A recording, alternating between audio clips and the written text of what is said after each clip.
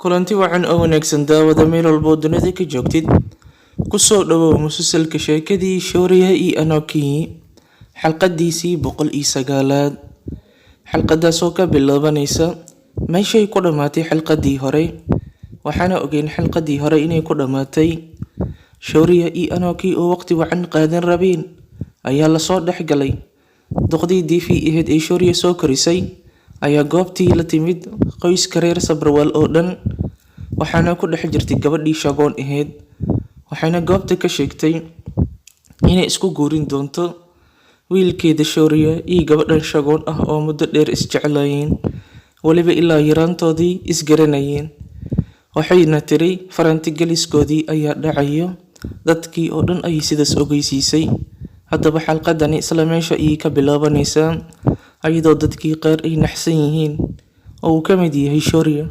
Anokii iyo waliba dadkii iyada la socdeen haddaba warkii markay sheegto ayaa waxaa soo boodiyay Gayatri xalqada meeshay ka bilaabanaysaa Gayatri oo ka mid ah reer Sabrawal ayaa waxay leedahay warkan aad meesha ka sheegaysaan miyay og yihiin Shan iyo Tej Shan waa Shooriya aabihiis Tejna waa Shan ee Shooriya adeerkiis waana labada nin ugu weyn ama mas'uulka ka ah qoyska reer Sabrawal oo dhan Gayatri waxay leedahay markii ilaan waxay ka soo horjeedaa falkan ay diifi ku kacayso waxay leedahay Shan iyo Tej miyay og yihiin arrimahan meesha ka dhacayaan Alog ayaa soo boodaya oo diifi mar walba garab siiyo wuxuu leeyahay labadoodaba waa mashquul arrimo kale ku mashquulsan yihiin laakiin si goordhow halkan way imaan doonaan fikirka iyo go'aanka halkan ay ka jeedisay diifina kama hor imaanayaan haddaba ninkii Shooriya ahay oo naxsan ayaa isku dayay inuu hooyadiisii wax fahamsiiyo misana la hadlo laakiin iidii hadal way u diiday waxay leedahay George halkaas ay ugu diiday inuu hadlo waxayna hadalkii siisay gabadhii Shagoon ahayd waxay arrinkan ka dhihi lahayd haddii ogashahay iyo haddii kalaba Shagoon oo fursad gaad ah misana rabtay Shooriya ayaa meesha waxay ka leedahay waan ogolahay go'aankaada waana rabaa sidoo kale tananigii Shooriya dib badan ayaan soo marnay xiriirkeeni wax badan oo dib ah ayuu soo maray ugu dambeyn haddii uu farxad ku dhamaanayo iyo gool oo waxaan in badan sugayay waxaan rajaynayaa hadda wixii ka dambeeyay saddexay iyo cid kale inay soo dhex gasho uma ogolaan doono xiriirkeena sidaas ay dhehaysaa Shagoon dadkii oo maqlayaan iyo Shooriya oo goobtii taagan muuqaalka xiga waxaana la tusayaa haddaba dadkii oo dhan waxay u dabaaldegayaan markaasi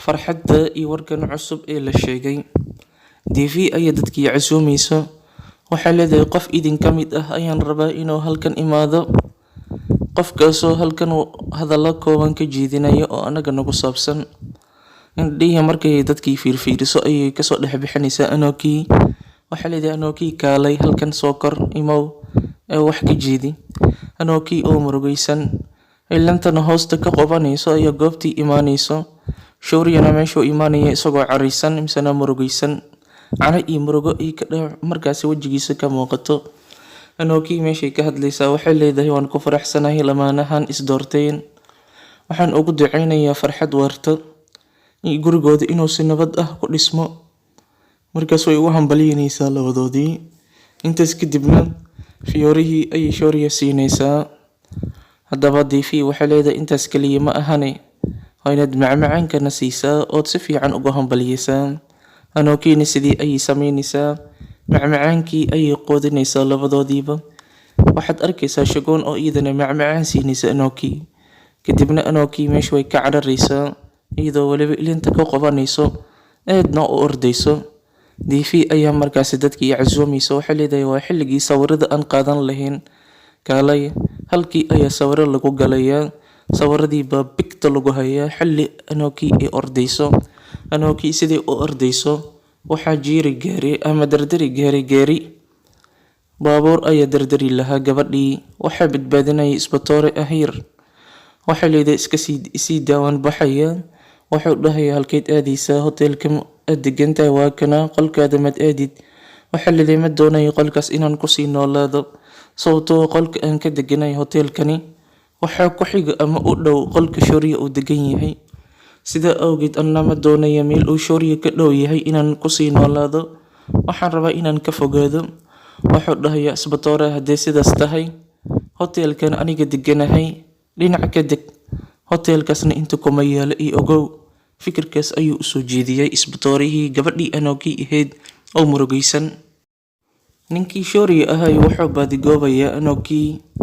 Isagii DV ayaa muran dheer dhex marayo. DV ayaa u imaanaysa waa duqdii isaga soo korisay. Waxay leedahay maxaad raadinaysaa? Maxay tahay fikirkaada ii sheeg. Hadday inaad ila hadashay ayaad rabtay, laakiin anigaa ku joojiyay. Haddeer waxaad ii sheegtaa arrinkan maxaad ka leedahay? Ma ku faraxsan tahay mise sheeko kala jirto? Waxay hubsatay Anoki inay baxday. Haddeer ayay u ogolaatay marka inuu hadlo. Wuxuu dhahayaa hooyo sideed ku keentay inaad go'aankan degdeg gaartid, waliba go'aan noloshaydii qoseeyay. Maxay tahay adigoo markaasi aniga aad igala tashanin amarna iga qaadanin inaad inta soo baxdid dadka hortooda timaadid arooskayga aad ku dhawaaqdid? Waxay leedahay sideen adiga amarkaaga qaataa? waligayba wax walba kuu sameynay amarkaamaan qaadanaynin. Aniga fikirkayga iyo rabitaankayga ayaan kuugu samayn jiray. Markii aan ku aqbalayay ama adigoo yar aan hooyo kuu noqonayay markii hooyadaa kaa tagtay, amar miyaan kaa qaatay oo wiilkayga iyo hooyo ma kuu noqdaa miyaan ku dhahay? Jawaabtu waa maya. Aniga rabitaankayga ayaan kugu qaatay. Markaan ku soo korinayay, habeenkii markay cabsi ku qabato maradayda hoosteeda markaad gashid, ma amar baan kaa qaadanayay mise adiga amar iga qaadan jiray? Mise rabitaankayga ayaan wax walba kuugu samayn jiray? Wax walbaad nolosha jeceshahay markaad yareed ilaa haddeer aad ka soo weynaatay, rabitaankayga iyo dooqayga ayaan kuugu samayn jiray. Wax amar ah oo adiga aan kaa qaadan jiray ma lahan. Sideed maanta ku keentay inaad idhahdid ma aniga iga fasax qaadatid ama aad aniga iga sugtid? Kaligaa ayaa tashatay, sideed ii dhihi kartaa? Wuxuu dhahayaa waran hooyo, wax badan ayaad ii qabatay. Sidoo kaleetana adiga xaq ayaad u leedahay noloshayda inaad go'aamisid, balse ha iloobin anigana xaq inaan u leeyahay noloshayda inaan waxaan rabo samaysan karo. Adigana igalama tashanin go'aankan weyn ee noloshayda dambe mustaqbalkayga dambe quseeya. Waxaa leedahay aniga waxaan u maleynayay inaad jeceshahay shagoon. Sidaasaan u maleeyay, sidaasaana go'aankan u qaaday ee wax kaleeta ma jiraan. Wuxuu isku dayayaa inuu baxo ilaan wuxuu baadigoobayaa gabadhii Anoki ahayd, laakiin duqdii ayaa celinayso. Waxay leedahay inteed u socotaa kaali, shagoon ayaa ku sugayso. Wuxuu dhahayaa shagoon ima sugi karto, mana jecli. Sidoo kaleetana ma doonayo agjoogeeda, sababtoo ah aniga qof kaleeta ayaan jeclahay. Sidaas ayuu ugu jawaabaya hooyadiisii weji ka weji. Anoki walaasheed Babli iyo isbitoorihiiba waxay imaanayaan hoteelkii uu isbitooraha deganaay, gaar ahaan qolkii uu ka deganaay. Halkaas ayagoo joogaan xilli Anoki ay aad u murugaysan tahay, isbitooraha iyo walaasheed Bablina ay dejinayaan, ayaa taleefaankii Anoki waxaa soo wacayso gabadhii Reema ahayd ee Anoki saaxiibada ahayn. Laakiin taleefaanka waxaa ka qabanayso walaasheed Babli. Waxay leedahay Reema, Anoki xaalkeeda iga waran. Babli waxay leedahay aad iyo aad bay u murugaysan tahay. Reema waxay leedahay halkeed joogtaan? Babli waxay dhahaysaa waxaan joognaa hoteelka uu degan yahay isbitooraha, gaar ahaan qolkiisa. Reema waxay leedahay ii soo sheega ciwaanka, waan imaanayaa halkaasi. Babli waxay leedahay ciwaanka waan kuu sheegayaa, laakiin haddeer ha imaanin, sababtoo Anoki ma doonayso inay cidnaan la kulanto waqtigani. Kaligeed inay ahaato ayay rabtaa, xitaa anaga ayay naga diidan tahay inaan la sii hadalno. Sidaa awgeed ciwaanka waan kuu sheegayaa, waana meeshaas iyo meeshaas ogow, laakiinse ha imaanin. Reema way murugaysan tahay. Markay taleefaankii damiso ayaa gadaasheed waxaa uga wacayo Shauriya. Shauriya wuxuu doonayay inuu Reema weydiiyo halka iyo Anoki jirto, laakiin Reema way u cariisan tahay. Shauriya ayaa dejinayay Reema. Wuxuu fahamsiinayay inuusan isaga waxan oo dhan waxba ka ogeyn, hooyadiisna ay wadato, isagana uu si xad dhaaf ah u jecel yahay Anoki, uuna rabo inuu la hadlo waxna fahamsiiyo. Reema way u diidaysaa inay marka hore u sheegto halka Anoki joogto, laakiin aad iyo aad ayuu u qancinayaa una baryaya gabadhii Reema ahayd ilaa markii dambe ay u sheegto ninkii Shoria ahay fag buu soo leeyahay. Goobtii loo tilmaamay iyo hoteelkii Anoki ay joogtay ayuu soo aadayay, gaar ahaan qolkii ay ku jirtay. Markuu albaabka soo gargaraaco, Anoki way diidaysaa inay albaabka furto, isagana banaanka ayuu ku baryootamaya. Isbitooraha wuxuu leeyahay Shoria aan garanayo sidan kuma baxayo ilaa aan albaabka ka furno oon halkan ka dirno oon cayrino, markaas ayuu baxaya aniga furayay ii kaadiya. Isbitoorihii albaabka ayuu ka furayaa Shoria. Markuu ka furo wuxuu leeyahay Shoria waad u jeedaa xaalka siduu yahay, orod meeshan isaga tag, gabadhan ka tag lama kulmaysid. Laakiinse Shoria wuxuu ku adkeysanayaa inuu la kulmo Anoki, waxaana leeyahay halkan kama tagayo ilaa aan Anoki arko. Haddaba Shoria wuxuu isku dayayaa inuu xoog ku soo galo. Isbitoorahana wuxuu leeyahay ma soo galaysid ee halkan ka tag, ilaa labadoodii markii dambe muran uu ka dhex bilowdo, dagaalna uu meeshaas ka bilowdo. Labadoodii oo is dagaalayaan waxaa soo dhex galaysa Anoki, waxay canaananaysaa Shoria, waxaa leedahay orod meeshan isaga tag. Wuxuu dhahayaa Anoki dhegeyso, qalad ayaad fahamsan tahay, aniga waxaan oo dhan waxba kama ogi, fadlan hal mar ii ogolow inaad ii dhegeysatid. Waxaa leedahay kuma dhegeysanayo, fadlan meeshan isaga tag. Iyadoo ooynayso misana inkaraysa cabaadkiisa ayay gudaha sii galaysaa gabadhii Anoki ahayd. Xilli Shoria uu baryootamayo misana uu leeyahay Anoki hal mar i dhegeyso, hal mar aan wada hadalno, wax walba aniga ku fahamsiinayo.